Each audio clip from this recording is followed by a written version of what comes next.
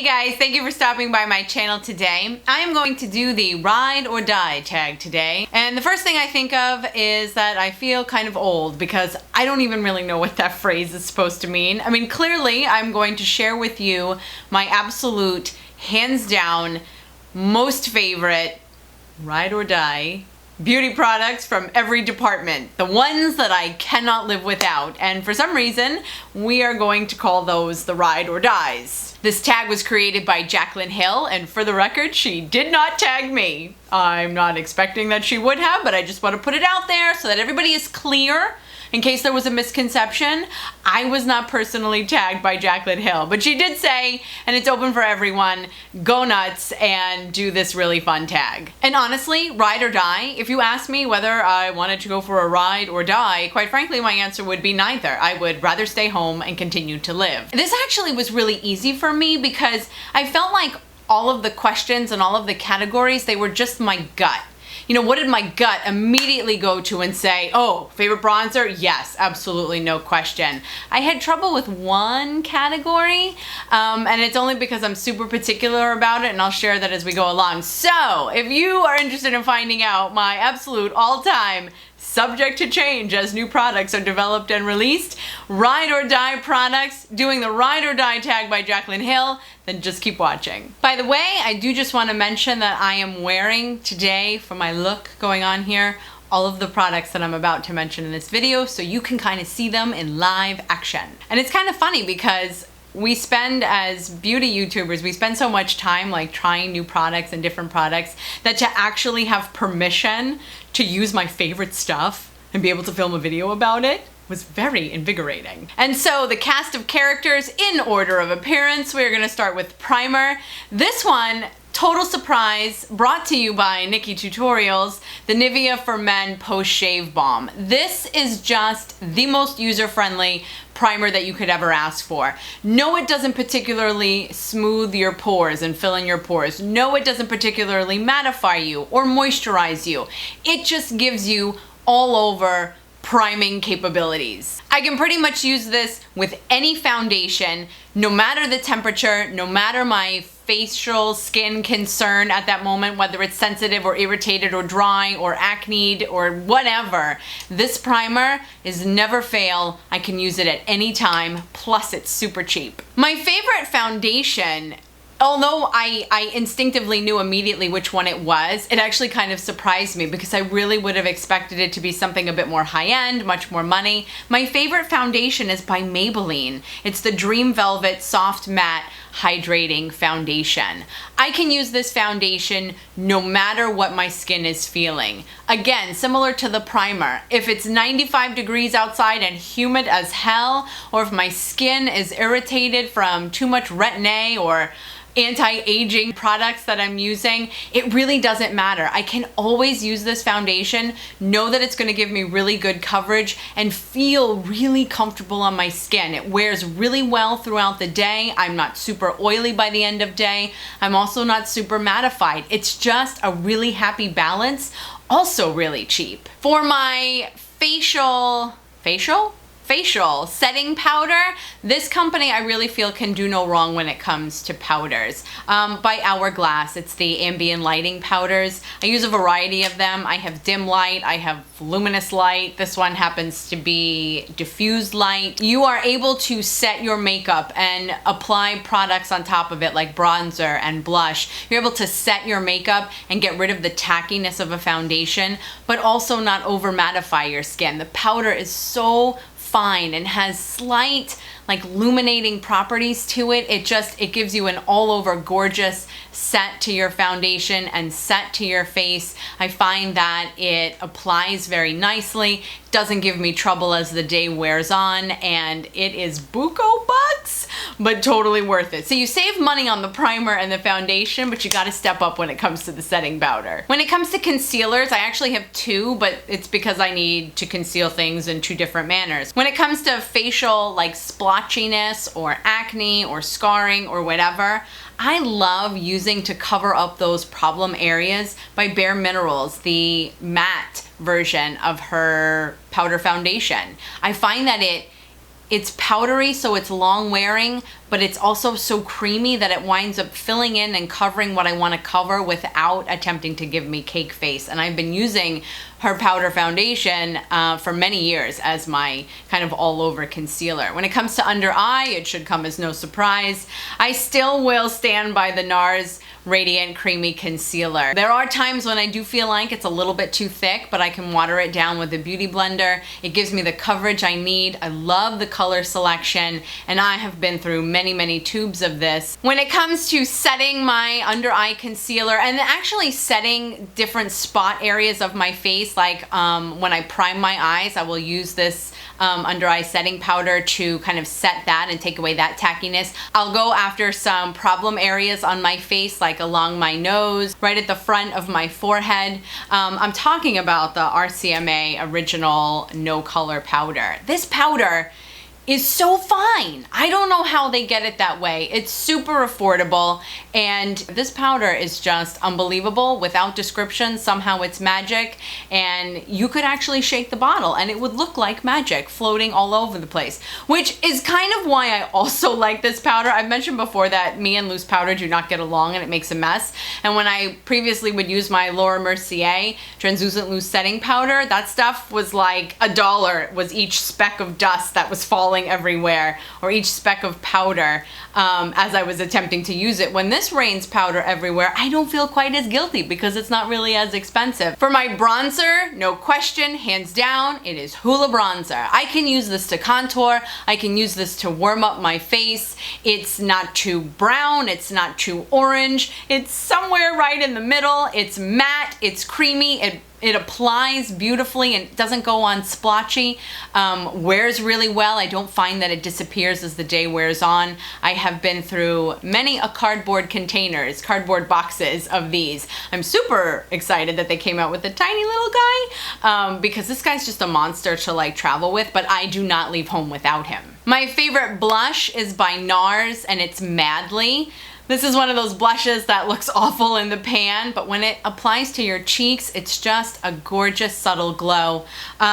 It's kind of just like a pale nudie brown, which isn't even gonna swatch very well, but I find that I can use it with any look. I can use it with a cool toned look. I can use it with a warm toned look. I can use it in the summer. I can use it in the winter. NARS blushes are known for being very pigmented, which is great because it gives me the color that I'm looking for, but also because it's so pale and actually doesn't swatch very well, the pigment then doesn't overpower the blush itself, so I'm never concerned that I'm going to kind of over blush my face. There are some NARS blushes where you have to like throw the dust in the air and kind of walk into it in order to not apply too much powder and pigment to your cheeks.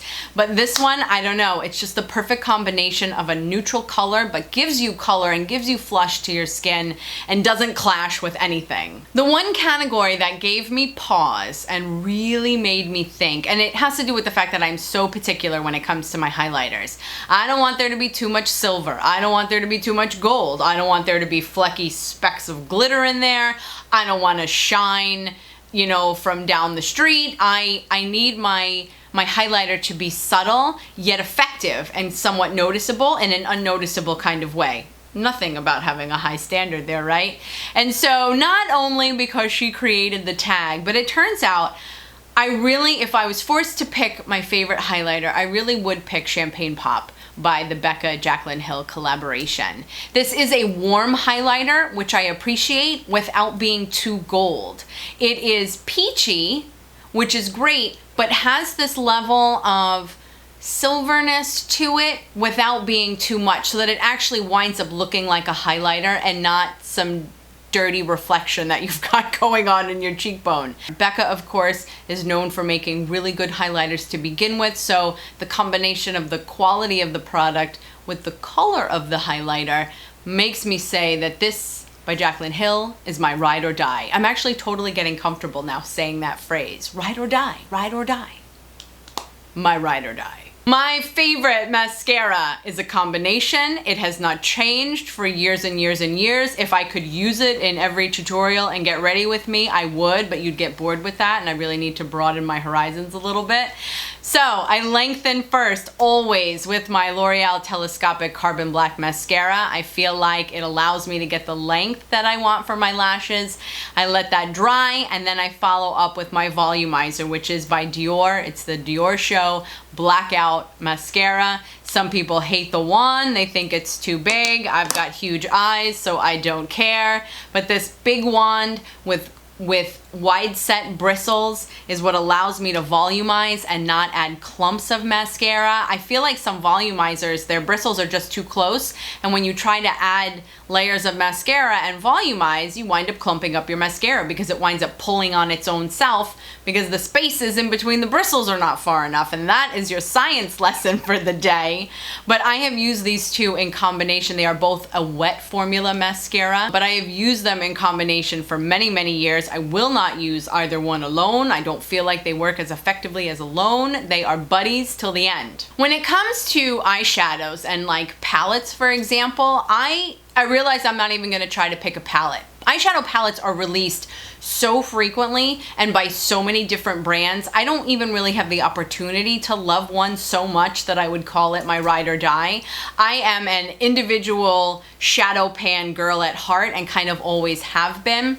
I do love MAC shadows. I love Makeup Geek shadows. However, if I had to call out one brand, it would be the Anastasia Beverly Hills individual shadow pans. Some of my favorite colors are Gem, which is an all over eyelid color, Fawn, which is an awesome crease color, Fudge, which is a fabulous outer corner color or lid intensifier, smoky eye, warm smoky eye sort of color. She also makes two gorgeous purples. This one is called Plum Smoke, which I will use on my lid. It's kind of like a gray purple. And then finally she has Aubergine, which is a really deep purple, which I will use on the outer corner of my eye as well. I find that she's got really good quality shadow and pigment, not too much fallout, but good application, doesn't blend away.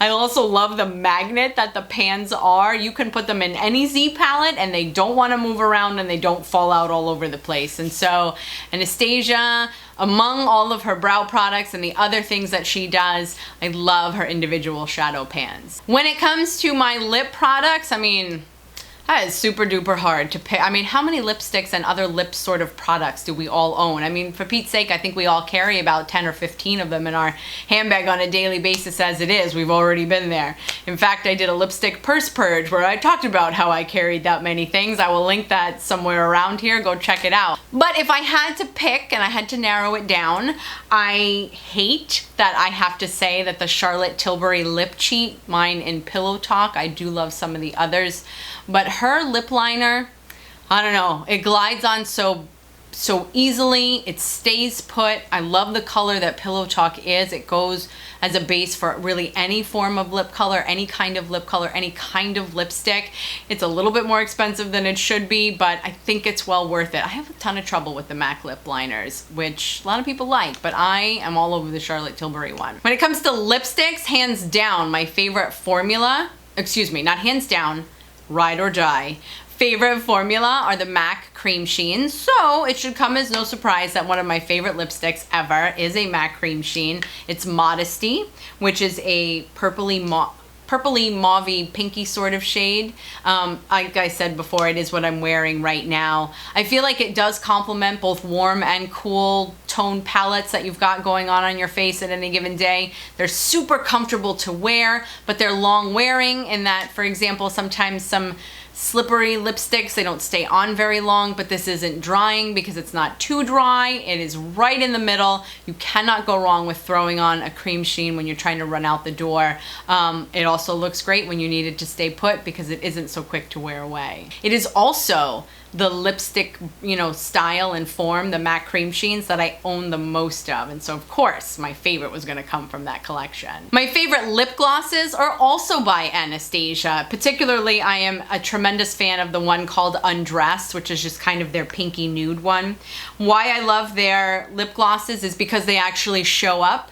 They're a little bit tacky, a little bit, not sticky or tacky. They're thick enough that they don't slide off your face within 10 minutes of application. They come in a wide variety of colors. They're only $16. They are a lip gloss like no other. They're super comfortable to wear, of course, being that they're a lip gloss, but I can, over top of any lipstick, apply one of her lip glosses and it will intensify the color without wearing away the color and will do wondrous things for my lips. Go Anastasia. She made this list and it wasn't her brow product. Okay, well, you know what? I don't even know if Jaclyn had brow products in her Ride or Die video, but clearly my favorite brow product of all time is the Brow Wiz by Anastasia, in taupe for the record. Finally, my favorite liquid lip, and this is the only other one that caused me pause because I actually don't really like liquid lips because my lips dry out all the time. And so to reach for a liquid lipstick makes me always kind of like evaluate the situation, like,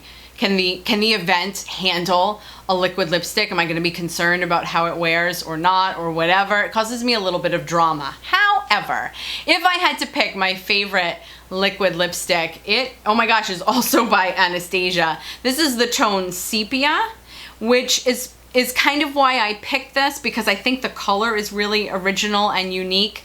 It's kind of a purpley gray. So when I reach for a liquid lipstick, this will be the one that I go for. So those are my, so far in my lifetime, Ride or Die beauty products, because it really is subject to change because new stuff is coming out that's phenomenal all of the time. Please leave me a comment down below, pick a category, pick a couple categories. Let me know what your Ride or Die products are because I would love to know, and I'm sure everyone else would love to share with you as well. I am on Instagram, Twitter, and Snapchat. So if you have a minute, check me out over there. Thanks again for stopping by. Go check out someone else's Ride or Die tag videos. I'm not tagging anyone in particular. I'm tagging everybody because I think this is a really fun tag. I hope you have a really good rest of the day. I look forward to seeing you in my next video. And in the meantime, thanks. I can pretty much use this without. So those are my Ride or Die beauty products. See, I'm getting more comfortable using that phrase. See, I guess I just, kind of had to get into the groover it. When it comes to facial splashy, I'll go after some different problem. Go after some problem.